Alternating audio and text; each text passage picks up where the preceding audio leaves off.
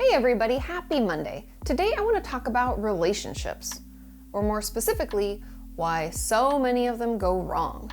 As you know, I am constantly talking about the importance of communication in our relationships because that leads to more closeness, understanding, and overall intimacy. However, something that I haven't talked about on here before is the importance of speaking the same love language. Yeah, you heard me correctly, love languages. We all speak them, whether we realize it or not. We could do this by giving a friend a gift for their birthday, or picking someone up from the airport, when people were able to travel, or possibly by giving someone a hug or telling them that you love them. Love languages are the ways we express our affection to those we care about, and there are 5 of them. Now, I didn't come up with these, and I'm not trying to take credit. The 5 love languages were created and discussed by Dr. Gary Chapman in his 1992 book called The 5 Love Languages: How to Express Heartfelt Communication to Your Mate.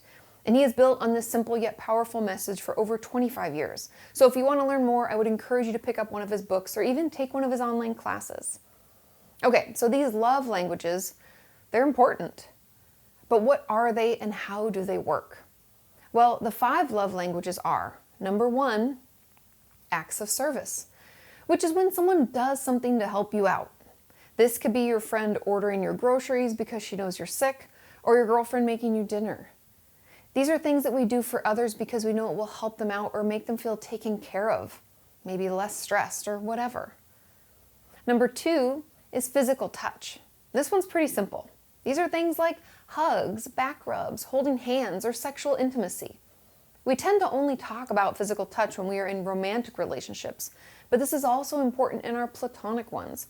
I used to have a friend who would play with my hair, loved my hair getting played with, while we waited for soccer practice to start, for example. And also my family is huge on physical touch. I had to warn Sean before meeting them that if he didn't turn his head to the side when coming in for a hug, they'd kiss him on the lips. Gotta be prepared. So consider whether someone touching you in a caring and loving way is important to you. Next is words of affirmation. This is when people tell us how important or loved we are. We all know people like this who tell us all the time how wonderful they think we are, how much they value our relationship, or all of that stuff. These are people who cause me to blush, feel uncomfortable, and not know what to say. But doing our best to hear them and say thank you, or possibly telling them how much they mean to us, could potentially improve the relationship. But I'll get into that in a minute. Let's get through the rest of these really quick because we only have 2 left. Now, the 4th love language is quality time, which, you guessed it, is when we get to spend uninterrupted time with the one that we love. This could be at dinner, going on a trip, doing an activity together, or anything where you get quality access to this person. I had a friend in high school who was like this. She did not like big group get-togethers. And doing things with other people in general, she really just wanted to hang out just the 2 of us. So if I was going to see her, I would have to only see her. Otherwise, she would get upset and no one ended up having fun.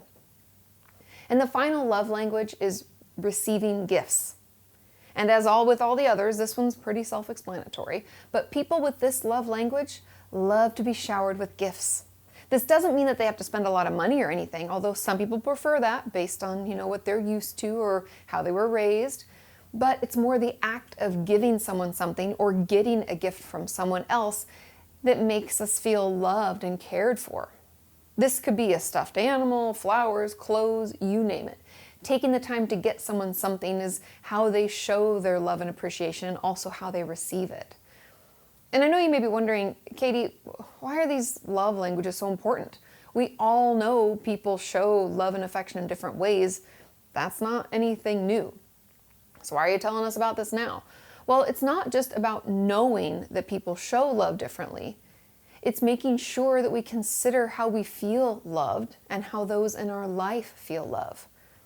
That way, we make sure that we are speaking the right love language to someone in our life when we want to express how much we care, so that they get the message, And in turn, letting them know how we best feel loved and cared for, which I know many of you are thinking that by telling someone, what our love language is, aren't we being presumptuous or rude or pushy or like asking for something? No, it's not like we're telling everyone about this. It's just the people that we're in close relationships with. And if they care about us, which I'm sure they do, then them knowing how to best let us know that they care is going to be helpful and interesting. For example, my mom is an acts of service person, not so much like physical touch or gifts. Therefore, if I want to express to her how much I care, it would be most meaningful to her if I helped her with a project she's working on, or got her car washed, or took care of something that she was dreading. By doing something to help her out, I've clearly expressed the love and affection I feel for her. However, if I tried to give her a gift or just hug her, sure, she'd be grateful, but it wouldn't have the same impact or meaning as the act of service. In a way, by speaking the right love language, I am maximizing the impact I can have. That is why it's so helpful to know your own love language, as well as those you're in relationships with. Then, when we want to show them how much we love and care for them, we can make sure they hear us loud and clear. And there's a quiz that you can take on Dr. Chapman's website. I'll link it in the description so you can find out. And the last thing that I want to talk about is that no one is 100% one love language. When you receive your results, you will see that they break each love language down into a percentage. And mine were, in order from most to least, acts of service, quality time, physical touch, words of affirmation, and receiving gifts. Which means that any way we show someone love, they'll hear us. It just may not be as meaningful to them. And sometimes we really need these gestures to be loud and big, like when we're apologizing for something or trying to make amends. So it can help to know how they like to be shown love. And I know this may sound silly or really simple, but trust me when I tell you, it can change your relationships for the better. Those in your life will feel more loved, cared for, and connected to you than ever before, which is important more now than ever. So take the quiz and ask those that you love to take it as well. And let's start speaking each other's love languages.